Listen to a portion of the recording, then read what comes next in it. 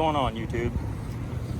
I wanted to discuss a little item that I use quite a bit, because one thing when I work on just doing checks or whatever, this is something I use all the time.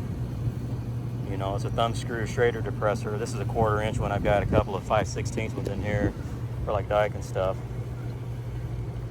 But the idea when you work on a system is you want low loss. And if you're gonna take the time to go with probes, I prefer the Appion because, you know, they got the on-screen display, and all you got to do is have a card, you know, your PT chart in your pocket in order to do subcooling or superheat, or you can, you know, get on your phone. I've got the Bitzer app. That's also got, you know, the charts and everything. It's pretty cool. But the idea is,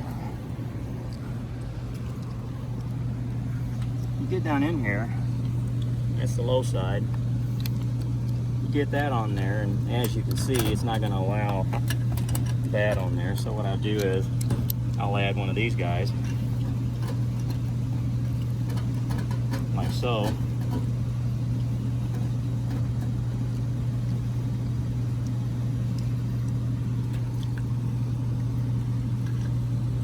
Put him on there.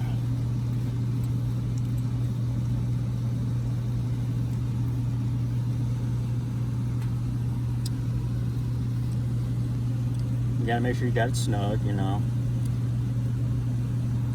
Go ahead and open him up. Then you depress, then it's depressed, and you've got everything, you know. And with this, you know, I've seen people use, you know, they have to use those 6-inch with the valve on them, you know, like this. They got the 6-inch built-in ball valve, and they use that so they can get in there and get their little smart probes in there. It just seems kind of redundant when you're screwing one of these on and you see refrigerant spraying everywhere, and then they take it off, refrigerant spraying everywhere, and then plus they've got a 6-inch hose that's got, you know, liquid in it on the high side when they have to measure subcooling, and you lose all that every time you check it. And it's like, to me, it's just, you know, why not use something that can get you in there and have the lowest loss possible. Make it easier on yourself. Never do I use one of these and I get refrigerant burn on my fingers because, you know, you're trying to get the damn thing on there and it's spraying everywhere. Even if you've got a low loss fitting, you know, sometimes those still allow refrigerant to come out because they engage the Schrader before they're seated really well. I mean, it just seems asinine to me. Why use these if you're gonna use 6 inches of hose and, you know, not have a way to keep from losing refrigerant? And, you know, that's my preference, but I wanted to show it to you. You know, these guys are, you know, C&D makes these, Supco makes these things, different stock numbers. You have the little shorties too, the little stub ones, and I don't like those as much because they've got a real tiny thumb wheel on it. The bigger ones have the big thumb wheel on it, and plus you get some of them that when you backseat them, they actually will hold the refrigerant inside here. So if you were using them, say you were using a hose gauge, you know, a regular manifold set, and you had gauges, you bled everything out, you know, of your hoses, your suction and all that, so when you're done you could take your high side off and then dump it back into the system and just have, you know, take a liquid out of the lines and put, you know, everything back in, and all you've got is vapor in both lines. You can still use one of these. It's got the back seat ability, you know, keeps it in your hoses, and then you can take it off of there, and or you could actually just depress it. You know, shoot, you don't even take it off of there. You just depress that guy, and then, you know, dump your gauges, you know, your hose, but, you know, your liquid back into your system through your suction side. But just wanted to give these things a mention. You know, they're really, really cool. I'll put, matter of fact, you know, right over here somewhere, I will put the part number for Supco and C&D's valve number for the ones that have the ability to, you know, the back, you know, to open up and actually keep the refrigerant in the line here. I'll put the part number up here. You got the other ones that don't do that, so once you take it off, you lose everything. So kind of like what I was saying, if you bleed your hoses out and you back the wheel off, you disengage your Schrader, you know, you don't want to try to take it off then. You just want to go ahead and dump your liquid back through your suction line before you do all that. But you know, they're nothing new.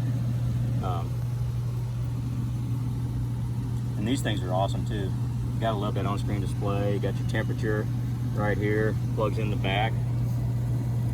So just a heads up. Some guys may not know about these, you know, and never knew what they were, and you might want to put it in your tool bag, so when you're doing your quick checks and everything, you're not losing anything. You know, you're on the money. Most residential stuff, these will fit fine, and you can get these in here without this 45, you know, ball valve. This one here was just a little tight because it's recessed in here, and thought I'll get my ball valves out and use those. In addition, instead of using, you know, a small hose, a 6-inch hose in there and losing that much liquid. So, okay, this unit was low on charge, so it's a 22 system. I got a charging T. I went ahead and backed that out, put the T on. I have this end is open, there's no Schrader. So I hit it in until it just started, little vapor was coming out, and I made a little vapor come out of here, so I purged both sides, got it on, shut that off, and then I pushed that in all the way, went ahead and charged everything up, so I got my superheat where it needs to be. Now, I'm going to back out the high side and low side.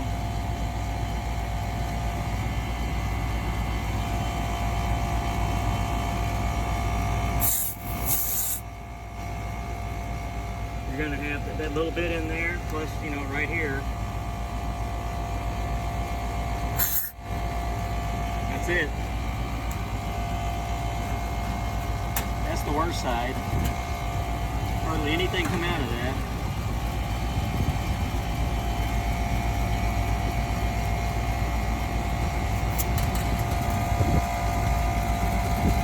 That's all that's coming out of that.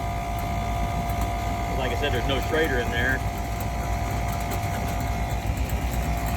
And I'm done.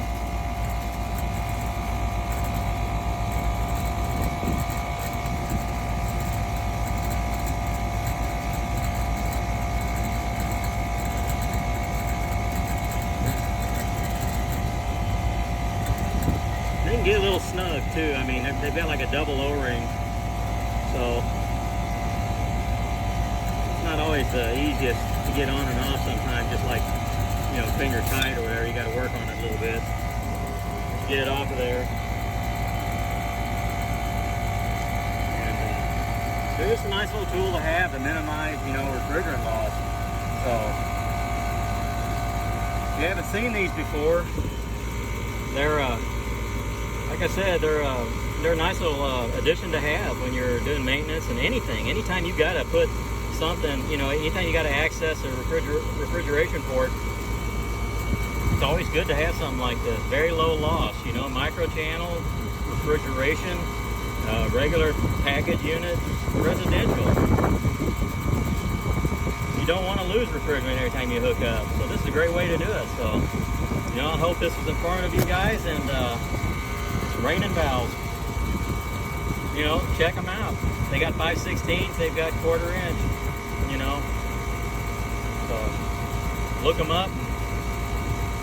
Start reducing the risk of getting frostbite every time you put on anything on the eye side. And oil. That's the other thing. It minimizes the amount of oil you get on your hands when you get on the liquid line. So thanks for watching, guys. Stay safe and catch you next time.